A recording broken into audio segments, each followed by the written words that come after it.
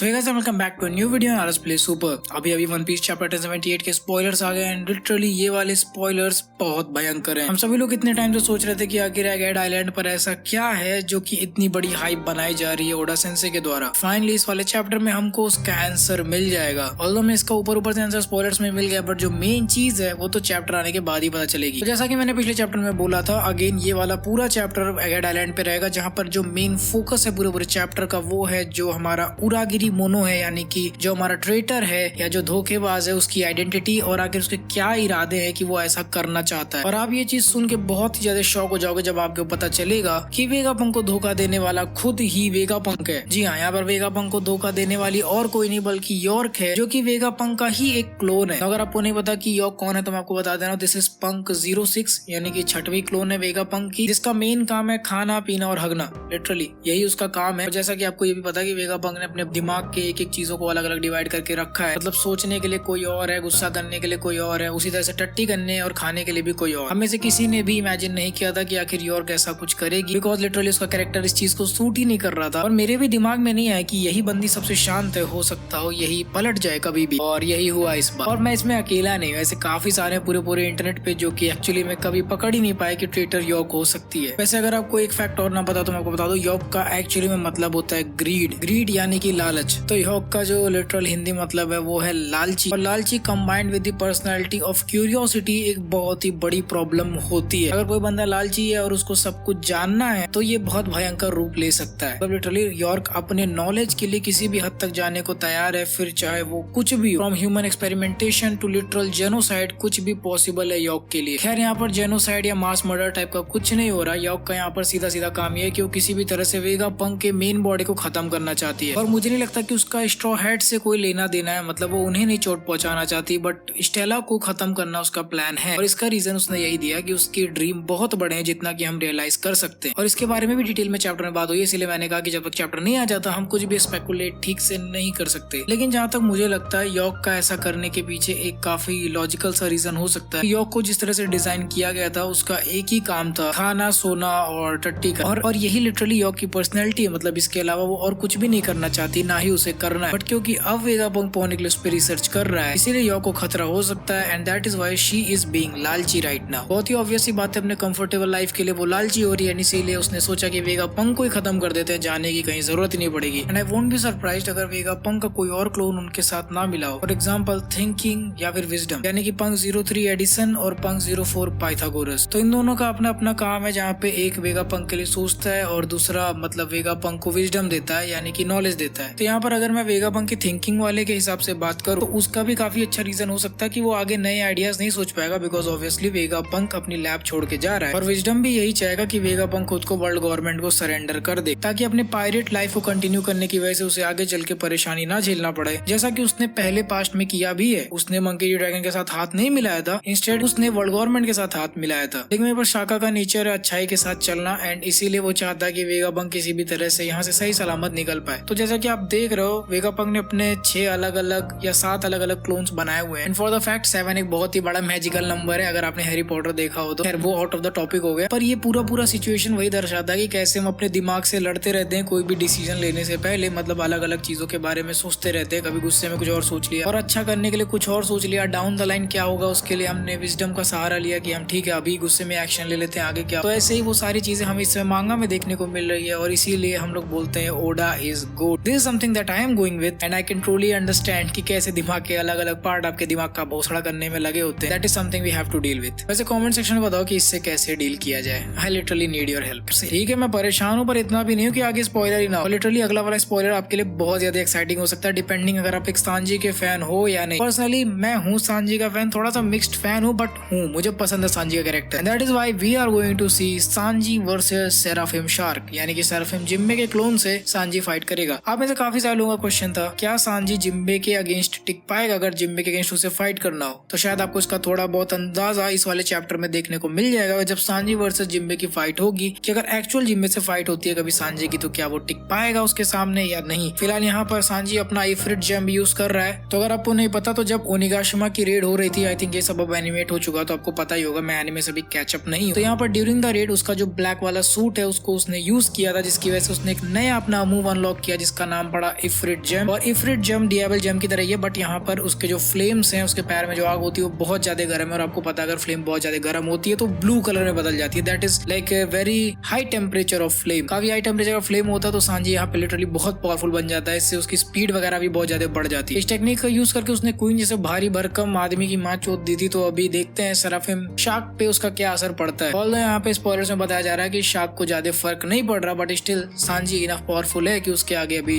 नहीं झुकने का टाइम आया। इसके अलावा चैप्टर में और भी कई सारे छोटे छोटे इवेंट्स हैं जो कि आई थिंक हेड पे हर जगह पर है, जो कि बहुत अनोइंग लगते हैं। मोस्टली हो सकता है हमें थोड़ा सा CP0 वाला सीन देखने को मिल जाए, थोड़ा सा CP जो बाकी के मेंबर्स है उनके बारे में देखने को पता चल जाए, या बाकी मेंबर्स की फाइट कहाँ पे क्या हो रही है वो। बट आई डोंट थिंक आपको वो चीज देखने को मिलेगी जो आप इमेजिन कर रहे हो। बेसिकली शैंक्स और किड का गाप और बाकी सब लोगों का जो भी होने वाला है, ये सब हमें इस चैप्टर में नहीं देखने को मिल सकता है। स्टिल जो लास्ट स्पॉइलर का लाइन है उसके अकॉर्डिंग हमें काफी कुछ इंटरेस्टिंग चीजें दिखने वाली है, जो कि आगे वाले चैप्टर्स में या फ्यूचर इवेंट्स में होने वाले हैं। तो यहाँ पर हमें थोड़ा बहुत हिंट मिलेगा कि आखिर बाकी आइलैंड्स पर क्या हो रहा है, जहाँ पर अभी हमें विनर आइलैंड पे लॉ वर्सेस ब्लैकबियर्ड देखने को मिल रहा है। BI पर शायद गाप वर्सेस बाकी के ब्लैकबियर्ड क्रू होंगे, एल्बाफ पे शैंक्स वर्सेस किड होगा, और एगेट पे आप तो जानते ही हो लूफी वर्सेस 5 एल्डर्स में से एक सैटर्न से फाइट होने वाली है, और किजारू भी यहाँ पर है ही। तो यहाँ पर आई थिंक आगे आने वाले चैप्टर्स में बहुत भयंकर इवेंट्स होने वाले हैं। अभी हमें लुलुशिया किंगडम पे क्या हुआ, साबो जिंदा है यानी उसके बारे में नहीं पता चला है, शायद हमें ड्रैगन का भी सीन देखने को मिल सकता है। तो I am really excited for the last panel of this chapter कि आखिर ये चैप्टर हमारे अंदर कौन सा कीड़ा छोड़ के जाने वाला। अगर आप लोग इस चीज के लिए बहुत ज्यादा एक्साइटेड हो तो प्लीज यार कमेंट सेक्शन में बताओ कि आपको क्या लगता है इस चैप्टर में क्या होने वाला है। आई होप आपको मेरी वाली वीडियो पसंद आई होगी। वैसे अगर आपको जानना है कि जोरो के पापा कौन है और उससे रिलेटेड काफी सारी इंटरेस्टिंग डिटेल्स के बारे में जो कि वन पीस के मांगा में आपको देखने को नहीं मिलेगी, चाहे वन पीस की मांगा को छान के पी जाओ फिर भी, तो उसके लिए आप मेरी राइट वाली वीडियो को चेकआउट कर सकते हो। और सिमिलरली अगर आपको जोरो के बारे में कुछ बहुत भयंकर फैक्ट्स भी जानने हैं जो कि शायद आपने ना देखी हो या फिर ना सुनी हो, तो आप मेरी लेफ्ट वाली वीडियो को चेकआउट कर सकते हो। खैर मैं आपसे मिलूंगा अगले वीडियो में। मुझे बहुत अच्छा लगा आप लोग को ये वाली वीडियो अगर पसंद आई होगी, and until the next video.